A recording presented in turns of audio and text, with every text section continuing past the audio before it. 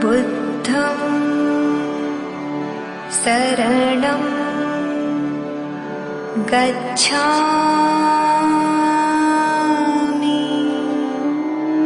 जय भीम दोस्तों, मैं रजत मौर्य आप सभी का स्वागत करता हूं बहुजन साहित्य के इस विशेष कार्यक्रम किताब पर चर्चा में, जहां हम चर्चा करते हैं बहुजन लेखकों द्वारा लिखी गई किताबें और बहुजन मुद्दों पर केंद्रित किताबों पर।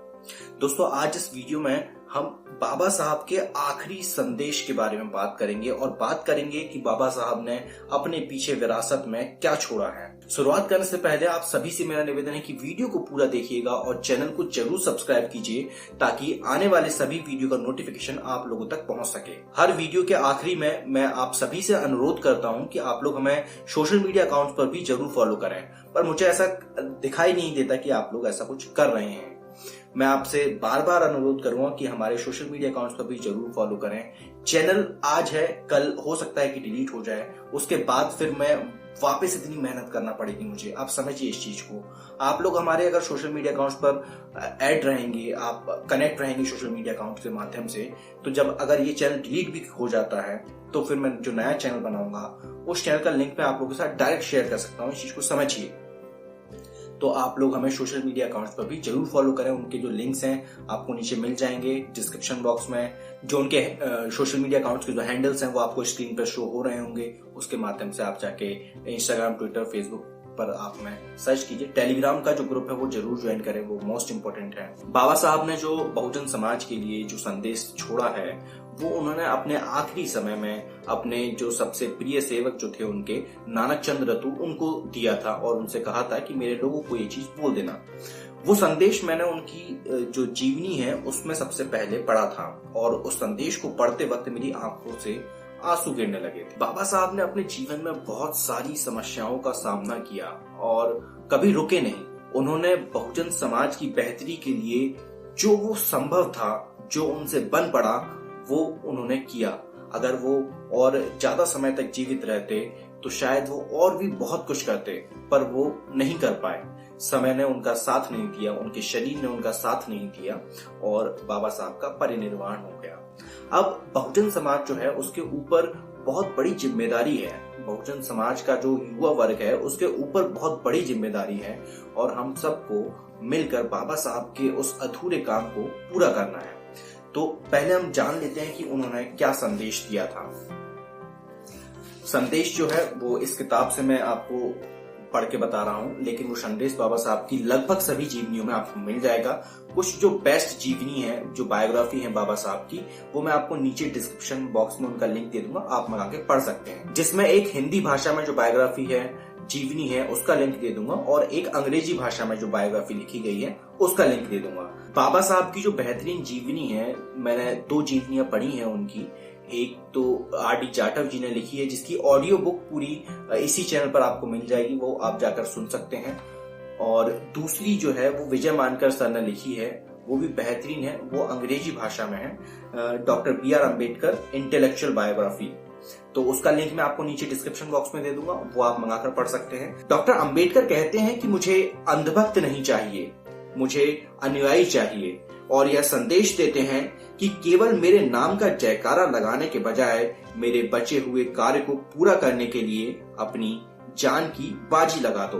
अपने निजी सचिव नानक चंद रतु को कहते हैं, मेरे लोगों से कह देना नानक चंद, मैं उनके लिए जो कुछ हासिल कर पाया हूँ वह मैंने अकेले ही किया है और यह मैंने विध्वंसक दुखों और आत्महीन परेशानियों से गुजरते हुए चारों ओर, विशेषकर हिंदू अखबारों की ओर से मुझ पर की गई गालियों की बौछारों के बीच किया है। मैं सारा जीवन भर अपने विरोधियों और अपने ही उन मुट्ठी भर लोगों से लड़ता रहा हूँ जिन्होंने अपने स्वार्थी उद्देश्यों के लिए मुझे धोखा दे दिया।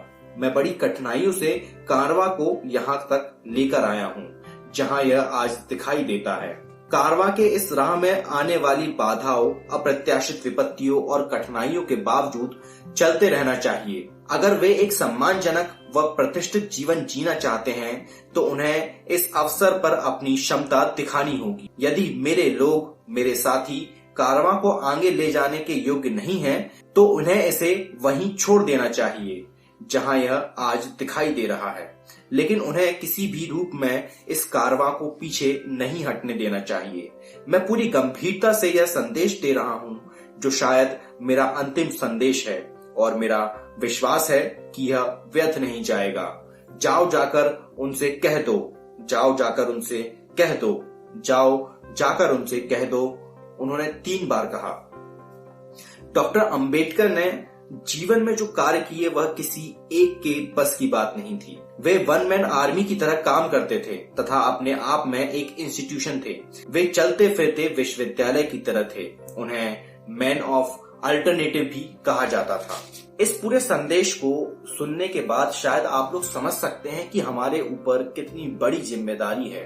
हमें कितना दूर तक अभी चलना है। हमारी मंजिल यहाँ से बहुत दूर है, पर शायद हमारे राजनेताओं, हमारी सामाजिक संस्थाओं, हमारे खुद के लोगों को ये चीज समझ में नहीं आ रही है। मैं आप लोगों से अनुरोध करूंगा कि आप लोग बाबा साहब के दिखाए हुए रास्ते पर चलें। बाबा साहब ने जो कुछ भी किया है उसको सिक्योर करें, उसको संभालें, उसे किसी भी कंडीशन में डाइल्यूट नहीं होने दें। पर ऐसा हम देखते हैं कि किस तरह जो प्रावधान हमारे लिए किए गए उनको संस्थागत तौर पर डाइल्यूट किया जा रहा है, और बाबा साहब की उगाई हुई फसल को जो आज तक काटते आ रहे हैं वो केवल चुपचाप बैठे हुए हैं, मौन हैं, क्योंकि हम लोग मौन हैं।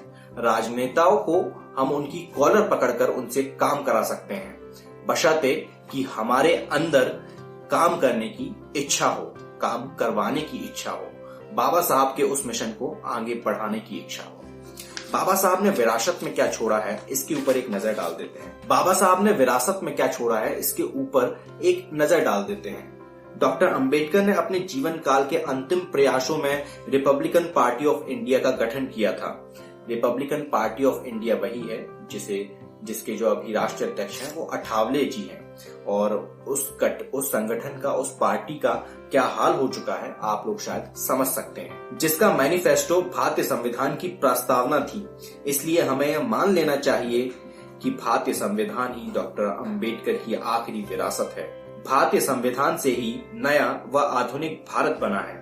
डॉक्टर अंबेडकर कहते हैं कि मेरे जाने के बाद ये मत समझना कि मैं मर गया।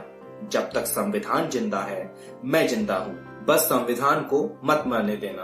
पिछले कई दशकों में हम लोगों ने एक बहुत बड़ी गलती की है। उस गलती के पूरे जिम्मेदार हम नहीं हैं, पर हमारी उसमें भागीदारी है। हमने इस देश के संविधान को कभी भी सीरियसली नहीं लिया। इस देश के संविधान को हमने अपने घरों में जगह नहीं दी। हमने उसे हमेशा एक ऐसा पुलिंदा समझा जो केवल देश के लिए काम आता है। वो किताब जिसे आज तक हमने कानून का एक पुलिंदा समझा, असल में बाबा साहब की विरासत वही है। बाबा साहब की और भी विरासत है। बाबा साहब की विरासत ये है, उनका पूरा लेखन जिसे हमें पढ़ना चाहिए, हमें समझना चाहिए, अपनी अपनी कैपेसिटी के अंदर उसे लोगों तक पहुंचाना चाहिए। आप सभी से मेरा अनुरोध है कि अपनी कैपेसिटी के अंदर जितना आप कर सकते हो बाबा साहब के मिशन में योगदान दें। आप खुद नहीं कर सकते तो जो लोग काम कर रहे हैं उनके काम में योगदान दें और उनको सहारा दें। आप अगर उनको आर्थिक मदद कर सकते हैं तो उनकी आर्थिक मदद कीजिए। अगर आप उनको मनोवैज्ञानिक रूप से मदद कर सकते हैं तो मनोवैज्ञानिक रूप से उनके साथ खड़े रहिए। अगर आप उनके साथ शारीरिक रूप से खड़े होकर किसी आंदोलन में कंधे से कंधा मिलाकर संघर्ष कर सकते हैं तो वो कीजिए।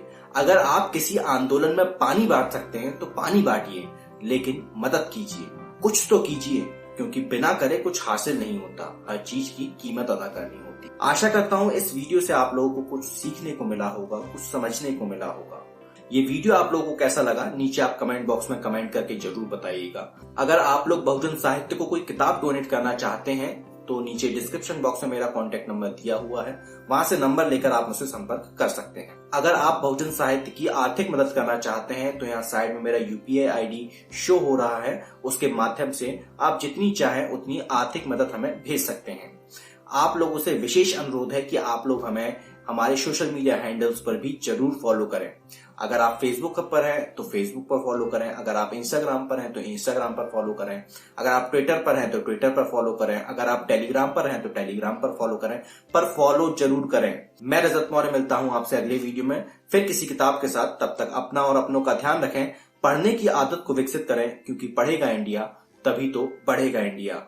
जय भीम, जय भारत, जय संविधान, जय जोहार।